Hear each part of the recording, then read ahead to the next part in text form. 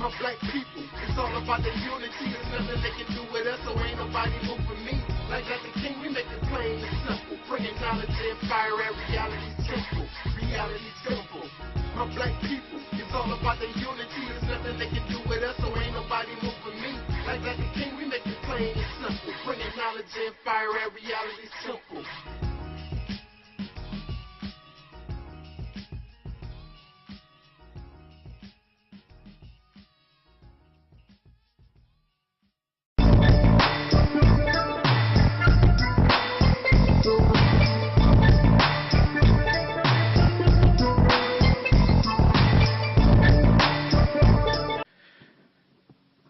I'm not really worried about convincing you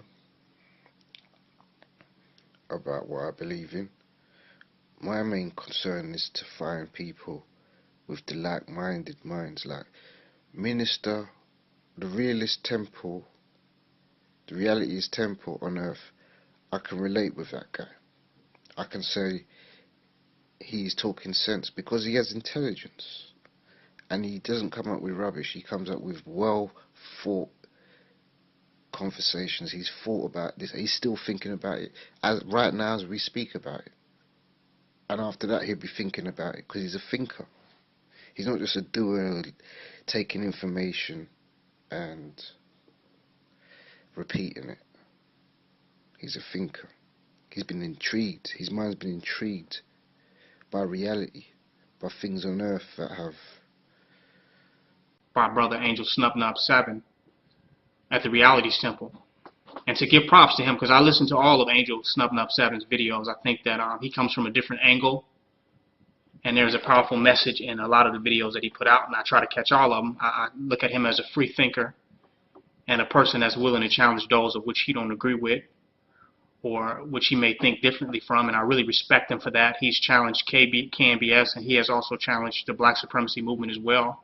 And I have nothing against that, because that which cannot be challenged cannot stand and will not stand and will not survive the test of time. How many challenges we can withstand will determine how long we will be able to stand.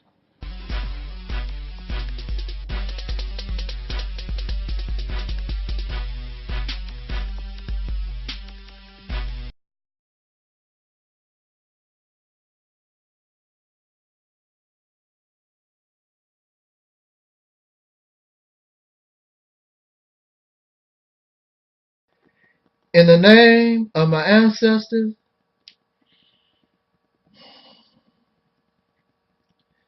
peace forever and always, and welcome to another edition of the Reality's Temple on Earth Internet Ministry. Of course, I am the gatekeeper or the host of this particular program, known here on the internet as the mighty Angel Snubnub 7. I am your brother, and hopefully your friend, Taalik Ibn'rad. I would like to spend the next few minutes, if you don't mind. It's always an honor that you would give me a little bit of your time. I am so happy that you would find me worthy, and I very much appreciate it. I would like to present to us something so that we can use our brains, so we can have something to think about. And I want us to really think. And in order to bring into a new reality, we must plan for the future. We must think ahead of ourselves, not only of the present, but of the future.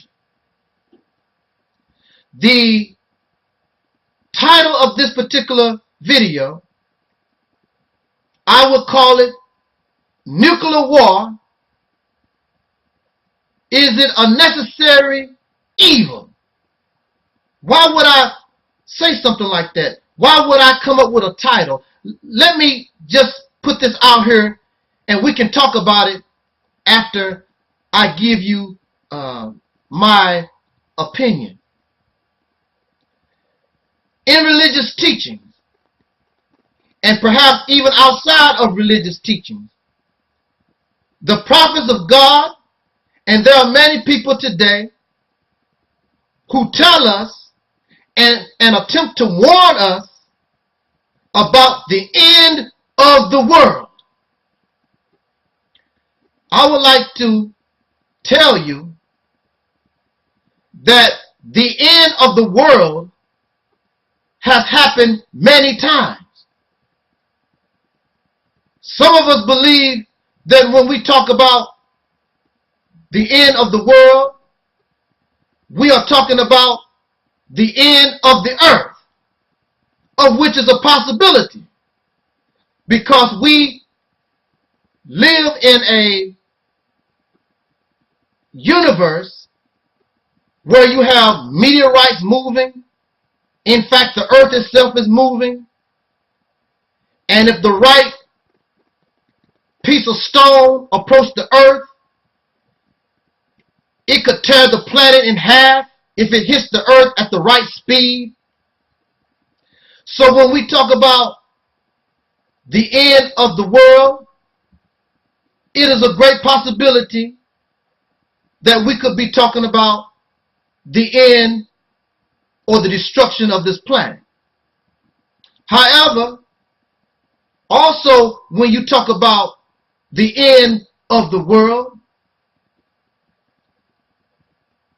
this is also in reference to the civilizations, the great cities, the great nations that human beings have built. So it does not necessarily mean the end of the earth. And during the time that the human being has been on this planet, many civilizations, many great nations have come and they've gone. And I'm very sure there were people who were living then that warned the people the end of the world. And the end of the world can happen due to war, when you are conquered by somebody else. It can happen due to famine, natural disaster. When Rome fell, life as they knew it, that was the end of the world. When Egypt was a great power, when it fell, that was the end of a world. In religious teachings, it talks about Babylon. But when Babylon fell or was destroyed, that was the end of the world. The end of the world is anything or any life that you are used to, and it comes to an abrupt end. The end of the world. If you work at McDonald's, and you work at McDonald's for years and years and years, and all of a sudden, McDonald's closes, that's the end of the world. The end of the world of McDonald's. That's the life that you knew. The end of the world is the end of the life that you knew. As long as there is sufficient resources, the human beings on this planet can thrive. As long as there are sufficient resources so that one may have shelter, clothe oneself, feed oneself, then a species or life can thrive. However, using an experiment that was done with mice, if you put mice in an environment, and in that environment there is plenty of space, there is plenty of food, then among the mice or the rat population, everybody is getting along. But when things start closing in, and mice begin to live up on one another, the space becomes overcrowded, then violence increases. There is fighting. And you see this right now on this planet. As the nation's populations become more abundant, there is a race and there is fighting over resources. The human population, unlike mice have natural predators. And on this planet, most creatures have natural predators that keep their numbers in check, so that the environment, the resources, so that the resources can support that population. There is only one life form on this planet that does not have a natural predator. There's one life form on this planet who have learned how to fight disease, and that is the human being. But at the same time, with the population of the planet growing more and more, the resources are dwindling. And so now what you see is a fight for those resources. And as those resources dwindle, you will see more and more conflict. You will see more and more violence. Something has to give.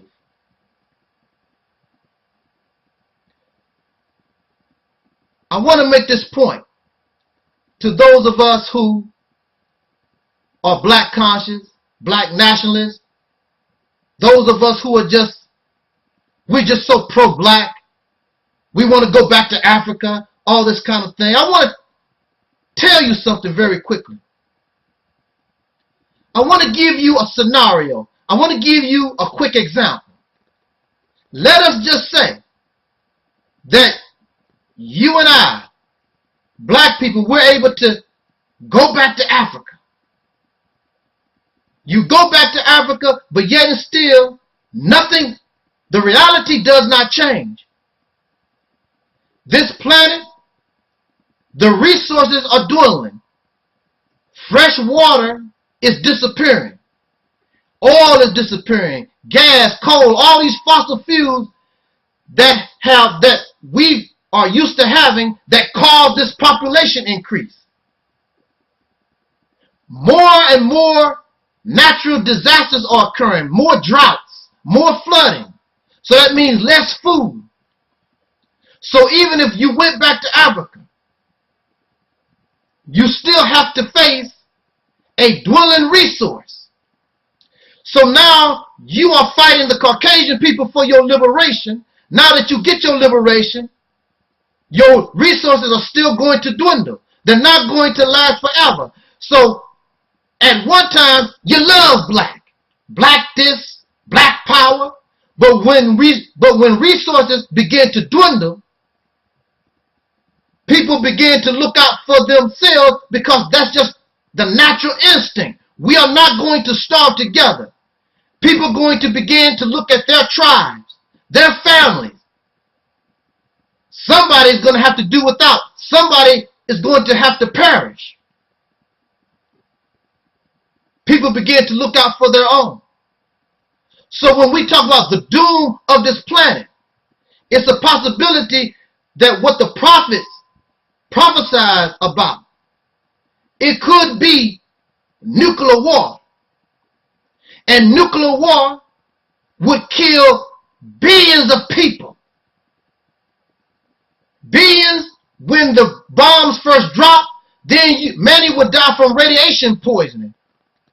But nuclear war, they claim, will destroy the human being. I really doubt it. But many would die. But then it would break the population back, the human population back down, where now the resources that's available can support the population. And the survivors of the nuclear holocaust, the survivors of the nuclear war, when you come up out of this situation, nobody won't care about black. Nobody won't care about pink. Nobody won't care about red. Nobody won't care about racial color. You won't care about gender or class. In fact, the future babies that you have might mutate into something that don't even look human anymore. This is a possibility. I'm just putting something out here for us to begin with because we are obsessed with, I'm a black man, I'm a Caucasian. And really, all of humanity is under threat. This is a real situation, and it has nothing to do with race or gender or none of these things that y'all hollering and screaming about day in and day out. This is a threat to the human being. This is your reality. And you are on that path, and you're going to have to face this reality sooner or later. Just think about it. I just wanted to put that out there for us to think about. Jot down your comments as your brother, the Angel Snubbing Up 7. I know it's a lot to think about, and it's a lot to comprehend, but it's a reality, I'm telling you. Jot down your comments. This was and is the Reality's Temple on Earth.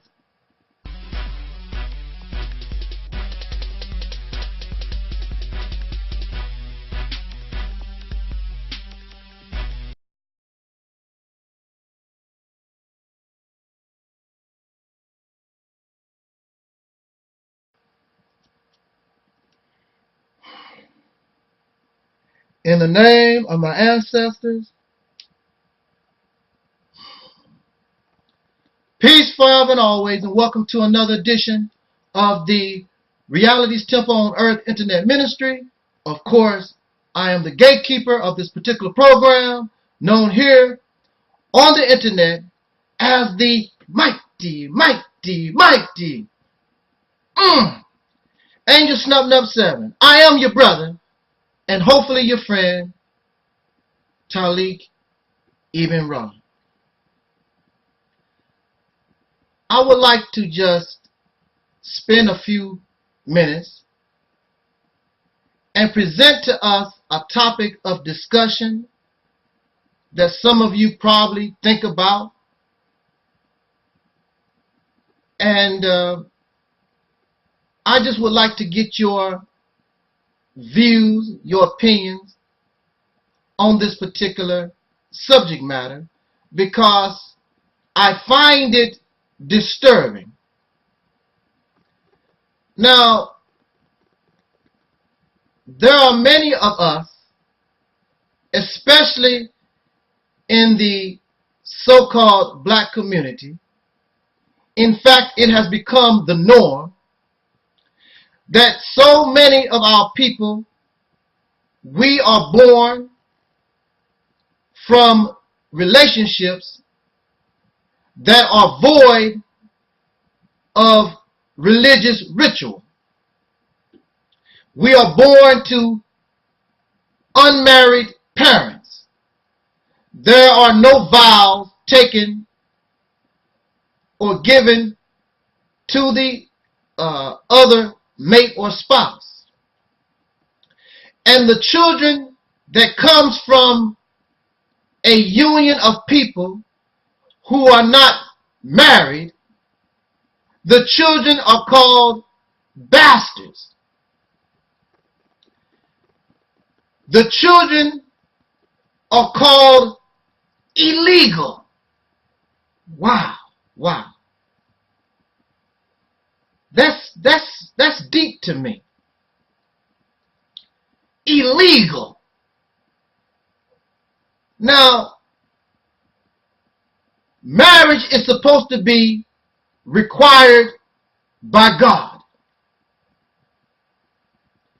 And since these people did not obey God and participate in religious ritual, then the children they have are illegal. It's against the law, not the law of the land, but against God. Now, at the same time, I want you to listen to me. Your God also creates nature, and nature has law. and under the law of nature that your God created, when a sperm meets egg, the sperm and the egg coming together creates baby. That is the law of nature. In human beings, in animals, in fish, in any living creature on this planet, when a sperm meets an egg, unless you are a one-celled organism and you can clone yourself and split, it is necessary for sperm and egg to come together, and that is the law of nature. But religion overrides the law of nature and brings another law that says not only are you required to sleep together and bring sperm and egg together, but you must involve yourself in a ritual so that when the child is born, they are legal. Now, this is confusing because the law of nature dictates that what has happened is legal, but yet is still under the doctrine of men under various religions. They said the act, because you don't do it in the name of God, is illegal. But yet it's still the dog, the deer, plants, and other animals. Nobody is required to go through some type of ritual in order for their babies to be legal. But God is behind both laws. This is confusing. And so when the child or the children are born out of wedlock, you call these children illegal. Now, in America, the divorce rate in America is almost 90%. So the person or the people get married, but within the next 2 years or less, they get a divorce. The children are born in wedlock. The children are legal, but yet and still, their parents don't stay together. But you're not taking that into consideration. I guess as long as this wedlock thing happened during the time these children was giving birth, it doesn't make any sense, because what difference do it make if you married or unmarried if the only thing you're going to do is turn around and get divorced? What's special? What is special? What is the benefit for the child to be birthed under the ritual of marriage or wedlock? And the children that do not fall or who are born outside of wedlock, you call them a bastard. This is why I do not like religion. This is why all of us should reject religion. How are you going to turn around and call a child a bastard? A nasty, vile, profane, nasty name to a child. Well, you a bastard. How are you going to tell a child that? The child came into being through the law of nature. And that is legal. But as soon as somebody don't follow your religious ritual, now what was natural, what is legal, has become illegal. And you call a poor baby that have nothing to do with their circumstance, you turn around and tell them or call them a bastard. How could y'all tell a child that? And I've heard grown people, well, that's what you are. That's what you are. Religion makes us heartless, makes us have no compassion, makes us not use common sense or think. You're going to tell a baby, call a child a bastard. And even as a child, just hearing that name, you know something is bad about it. You illegal. What was illegal should have been the parents, not the child. The child is a victim. So how are you going to call a victim a nasty name? You should call the parent, who are fornicators, who may be adulterers, and they also are the bastard that put this child in this position. But what is wrong with this child coming to birth just because the parents did not fall within your religious system? This is some kind of arrogance. What makes the children that are born from parents that are married, what makes them special? I see children who are now adults born from parents that was married that fill the jails and the prisons. They are homosexuals. They are thieves. They are liars. They were born from people who was married under the Christian church, or however you're supposed to be married. A religious ritual, how is it supposed to give you some type of respect? How does it change the condition? What kind of benefit it is to the people who get married and to the child that they birth under this ritual, this marriage, under this wedlock? It's all a joke. And most of these people who get married, you are liars. You married for the wrong reasons. You are only married for a few minutes. And then you are in divorce court giving thousands and thousands and millions of dollars to lawyers to settle your divorces. And you split the children up. And you divide the children. This child has to determine, first of all, the child believes they might have something to do with the divorce. And then the child has to choose between mother and father. A child that was born out of wedlock, many of them don't have to go through all that madness that religious rituals produce. You want to get married, but you don't have the discipline. And you are a liar and a hypocrite. You don't have the discipline to be married. So the people that get married are weak. They are not honest. They don't have no discipline. Till death do us part, through sickness and health. And you divorce because my wife owes me $2, you will divorce her. He's not making enough money, so I will divorce him. All kinds of other silly stuff that you come up with. So how are you better? How do you have the nerve to call a child a bastard? What's so special about you and your marriage? What do you bring to the table? And above all, how can you be so, what is the word I'm looking for? How can you be so mean and evil spirit to a child? And you're going to call them illegal.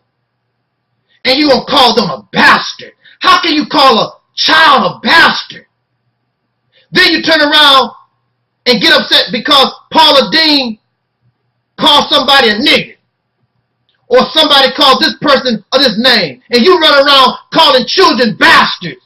Y'all ain't no better. She's a racist. What are you? Calling little children babies bastards. Who are you? Y'all so arrogant and all filled with yourself. But see, that's what happens when your mind gets filled up with all this nonsense that religious teachings brings us. And these are your future. How are you going to hurt a little baby's feelings? Be so nasty and violent, profane to a child, an innocent baby that has nothing to do with their coming into existence because they don't fall into the criteria you think they should fall into. I tell us, leave religion alone. Jot down your comment. Let's talk about it. This is your brother Taalik Ibn'rad. This was and is the Reality's Temple on Earth.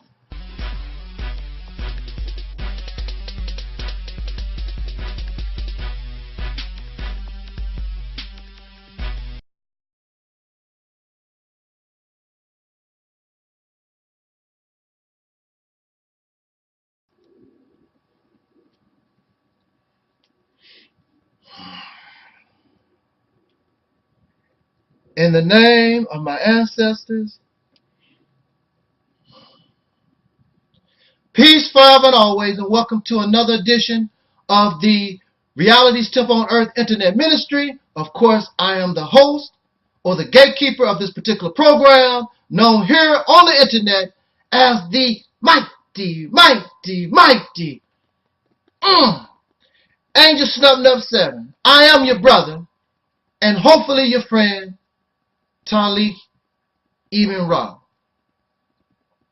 I would like just to spend a few minutes and give my opinion about this recent fiasco about this lady called Paula Deen. I don't know who Paula Deen is. I believe she's some type of Southern cook or whatever. But there has been a lot of talk about her in recent times about her making a racial slur in relation to the N-word. And before I continue, I would like for those who are offended, you're so self-righteous and holy, you're offended by the word, the N-word, then I suggest that you go somewhere else, because I am going to say the word nigger. And why shouldn't I say the word nigger? Nigger is a word that has been used in this country for over 400 years with pride. It's 400 years old, and you have never stopped. So since you never stopped, what is the uproar? What is the big deal? Because Paula Deen said the word nigger in a disposition, let's call it she was in court and she said the word nigger or whatever it was a few years ago. She did not say nigger in recent times. What difference does it really make? What I found living in America is that American people, y'all are the most fake, hypocritical, self-righteous, and arrogant things I have ever seen in my whole entire life. You run around here and claim you are the home of freedom, but yet and still this country has the most incarcerated people on the planet. You claim that you are a nation of peace, but as I speak, they are sending drones and soldiers all over the earth to kill people. And most times, now you have this strategy to kill people who you think might kill you. They've done nothing to you, but they might do something, so let me kill them because they might do something. This is dangerous thinking, because based on the way I might talk, these paranoid, mentally ill idiots, oh, he's a domestic terrorist, let's send a drone and drop a bomb on his house. This is your sick, demonic thinking. And y'all clapping, you're so patriotic. The word nigger has been used in this country for so long that a black woman named her child nigger. So when the child gets called nigger, that's the child's name. So there is no offense. The child said, well, my name is nigger. What do you want? This has been going on for 400 years. Paula Deen, and I am not her defense attorney, I am not her publicist, but Paula Deen grew up in a time where nigger was the norm. Like, so what? And the word has been used so much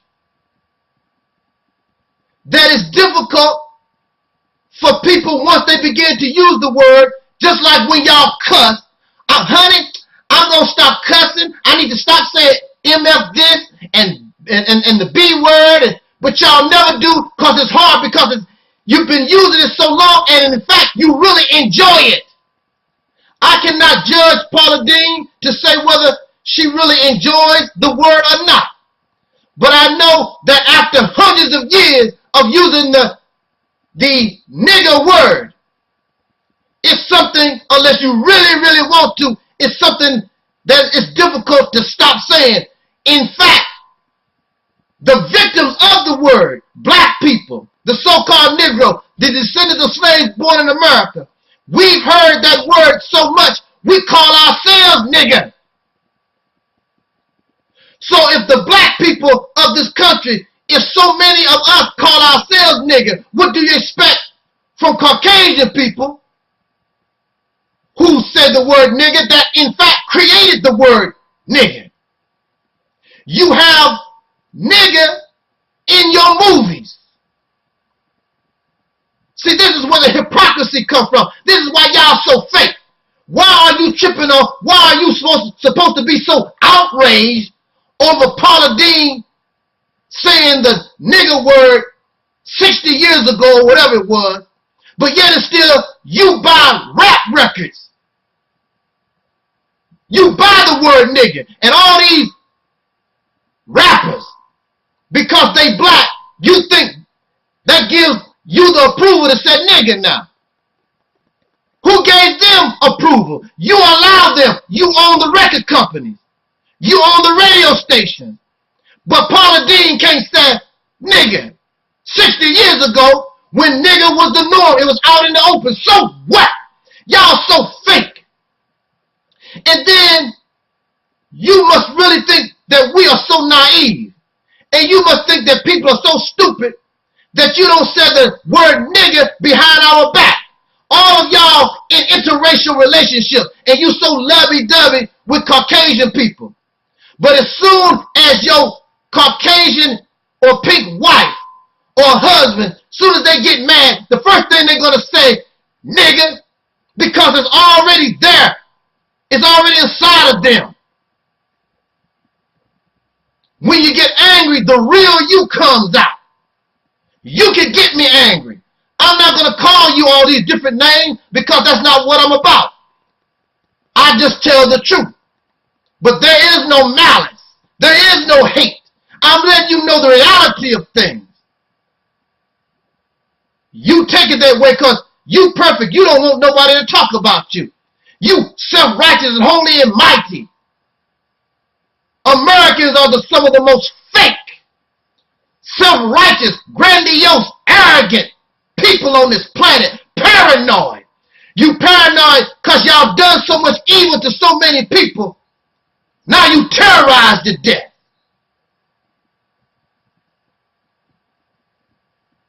You don't like Paula Deen, and it's an outrage that Paula Deen says the word nigger.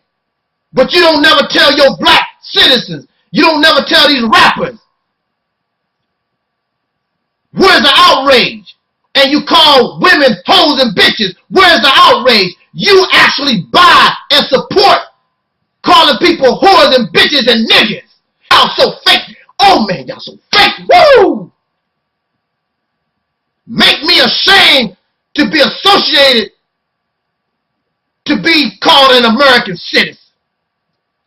How can you be so outraged because of a word? Which we should be outraged when somebody is being disrespectful, when they are hate-filled, and so forth. But at the same time, I could care less about the word nigger when there are more issues that you should be outraged with. Black unemployment in this country, Mr. and Mrs. White America, Caucasian or pink America, however you want to view yourself. I'm just a human being, whatever you want to call yourself. Black unemployment is triple, quadruple the national average. If you want to be outraged about something, be outraged over that. And help the people. But see, that don't cost you nothing. To be outraged because Paula Deen said the nigger word don't cost you nothing. You don't really have to really do anything. But in order to change these statistics on black unemployment, means you have to help black people, and y'all don't want to help black folks do nothing. My brother J.T. Riley 1 says there's only two people in this world, real and fake. You can talk all you want to. I don't judge you on your talk. I judge you on your actions. And your actions speak louder than your words. Where is your outrage? How many people was murdered and killed in Chicago last weekend or yesterday? Where is your outrage? But you outraged over the word nigger, something that Paula Deen said during segregation 60, 70 years ago, whatever. This is what makes y'all so fake. And you really think that you fooling somebody. You don't fool me. There's many out here who you don't fool. In religious teachings, in the scriptures, it says that as a man thinketh, so is he. And these black people, African Americans, whatever you want to call us, we've been called that for so long, now we justify ourselves to call ourselves nigger. And it's your fault.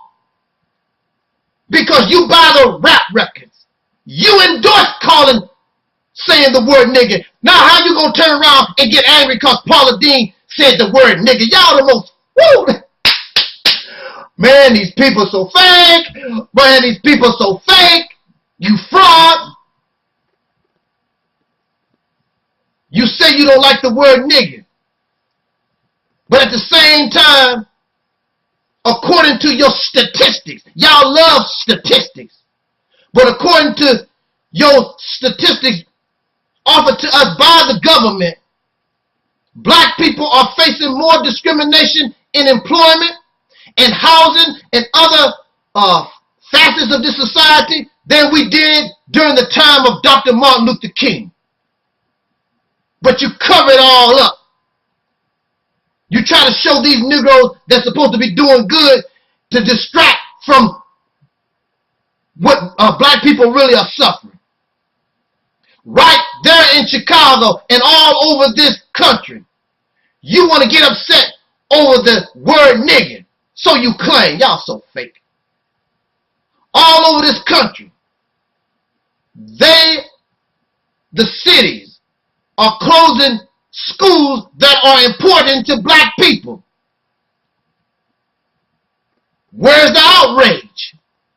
Where's the outrage when you have black people who are a small percentage of the population of this nation, but over half the percentage in your jails and prisons and mental institutions? Where's your outrage? Why aren't you trying to find out why? Because you consider us niggas and you talk about us behind our back. You don't want nothing good for the niggas. And you want to pretend. You want to use Paula Deen as a scapegoat and put on this self-righteous facade. I ain't like Paula Deen. I ain't racist. I never said the N-word. We don't know what you said behind my back. That's the purpose of talking behind people's back so they don't hear it. You think Congress people not calling black people niggas? You think the mayors and these corporations, these white guys called pink people in these corporate positions, CEOs not calling black people niggas? You can fool some people, but you're not going to fool me and many others. In fact, you're not even going to fool many Caucasian people.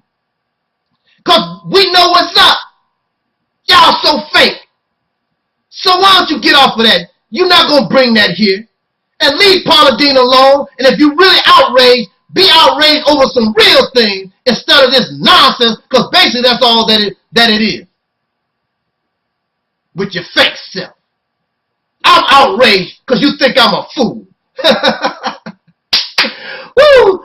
Jot down your comments. Let's talk about it. This your brother, the angel snuffed up 7. This was and is the reality's temple on earth.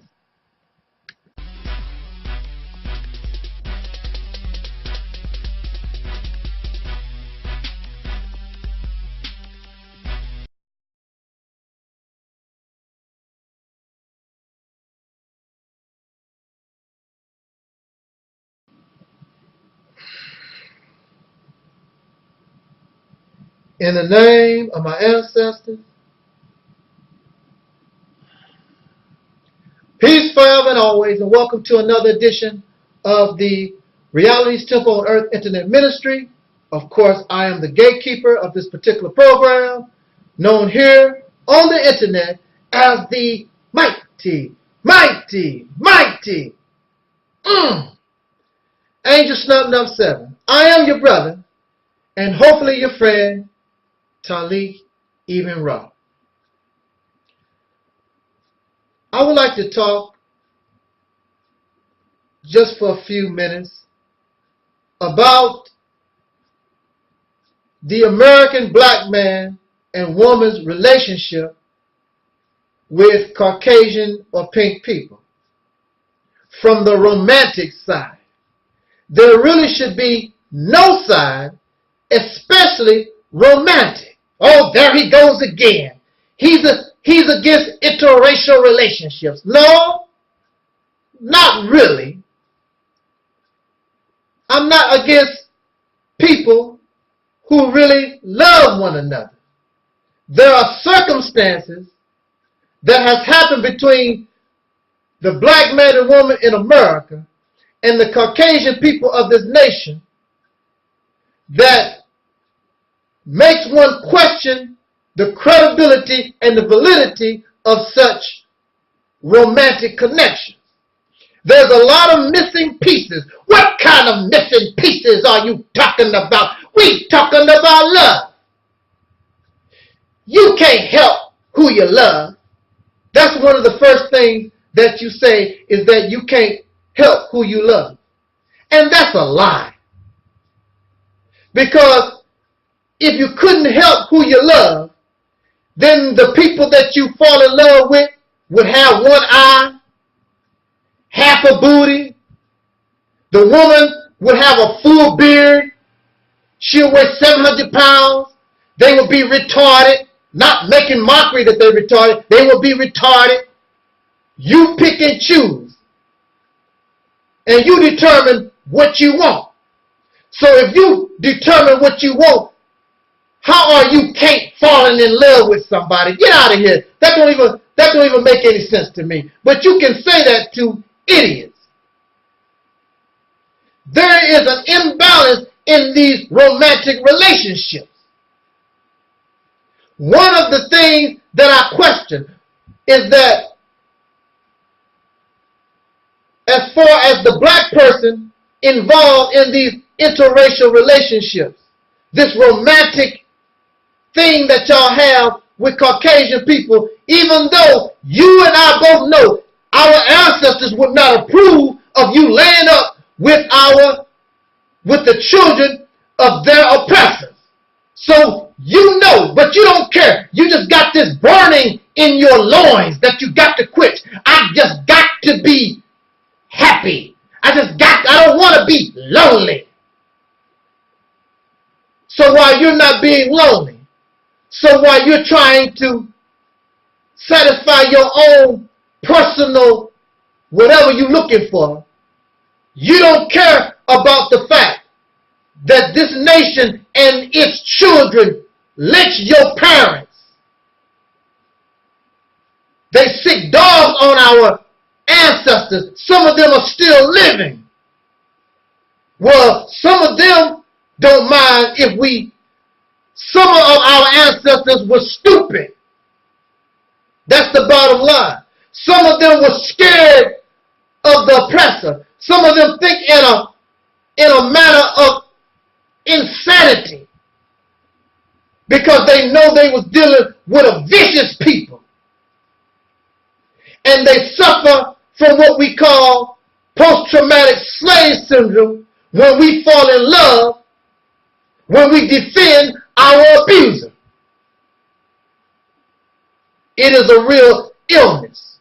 And some of y'all definitely fit that profile, a victim, a sufferer of post-traumatic slave disorder.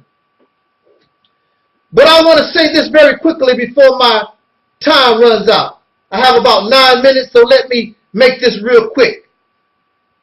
It's very funny that the black people, we are involved in these interracial relationships because of love. So you get love and you get sex. Oh, you get plenty sex. You get plenty sodomy. Oral sex is not sex, it's sodomy. The only sex is intercourse between the vagina and the penis. Everything else that y'all do, that's what you call sodomy.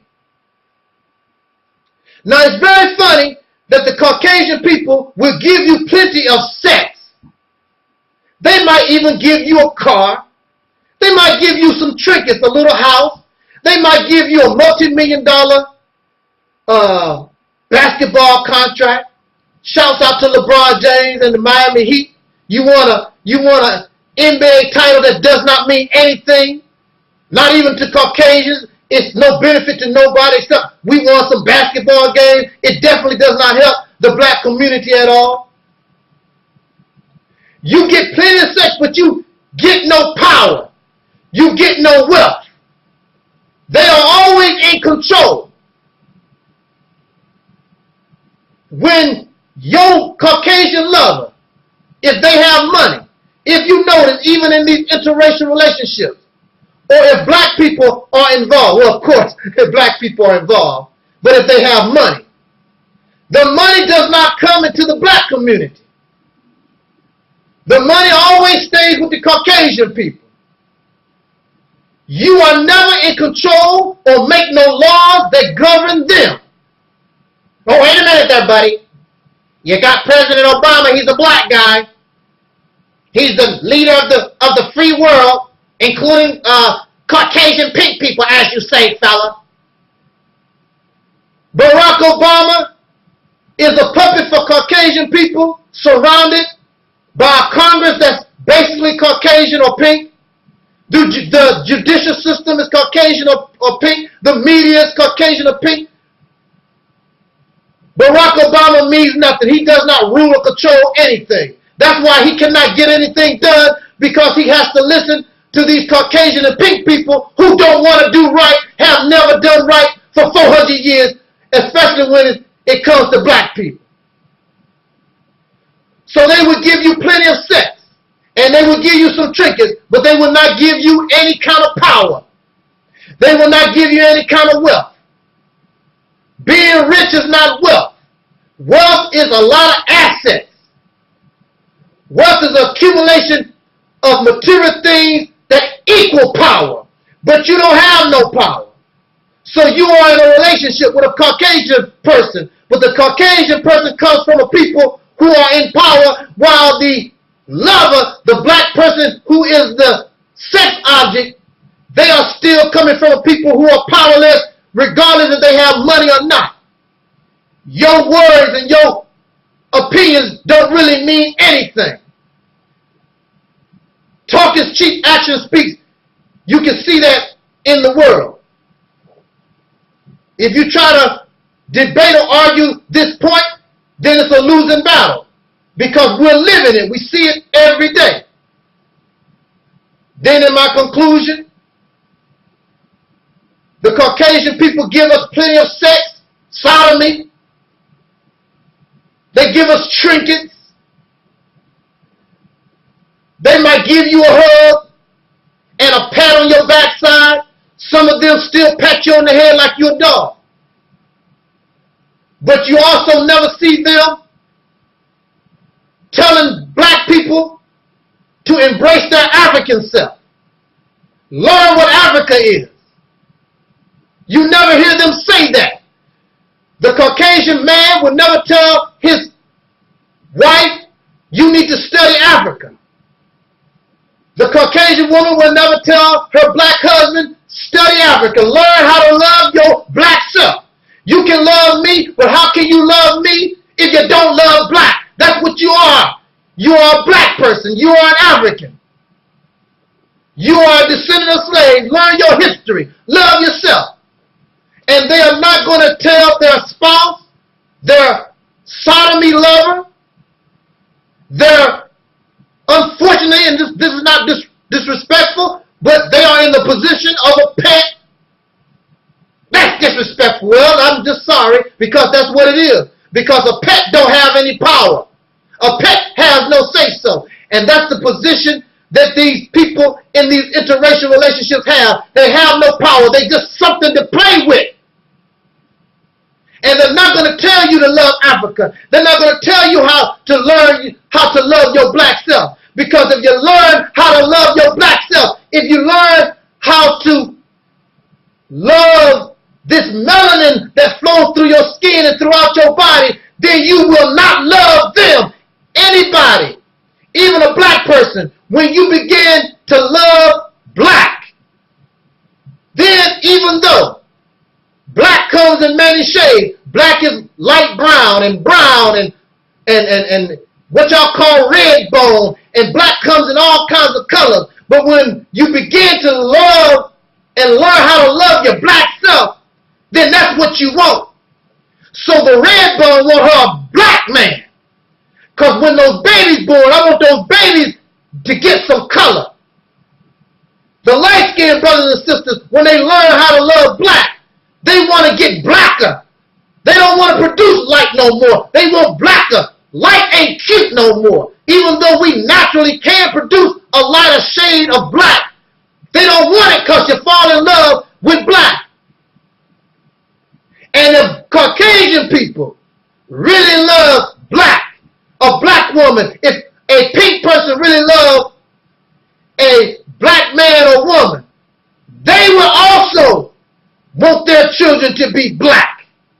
They want their babies to learn how to love and know their African black self if they were true lovers. And when your Caucasian spouse, when they leave this world, then they will make sure all their assets, all their material things go to the black. All the interracial couples in this country, why doesn't the black community benefit from this if you don't have self-hatred? If the black people involved in interracial relationships, if you really cared, why don't we see this love in the black community? Because your wealth would show up in the black community. But you leave the black community, you leave your people, and go with your Caucasian lover, and you take your money with you. You take your skills with you. You take your talent with you. That's the reason why I have a problem with interracial relationships. You can love who you want to. But the bottom line, there's an imbalance, and there's a whole lot of it is fake. Because if black people learn how to love themselves, you would not want to love a people or the child of a people that enslaved and terrorized your ancestors. It's impossible. Jot down your comments. Thank you for listening. This your brother Angel Snub 7. This was and is the Reality's Temple on Earth. Reality temple, my black people. It's all about the unity. There's nothing they can do with us, so ain't nobody moving me. Like the king, we make it plain and simple. Bringing knowledge and fire at reality.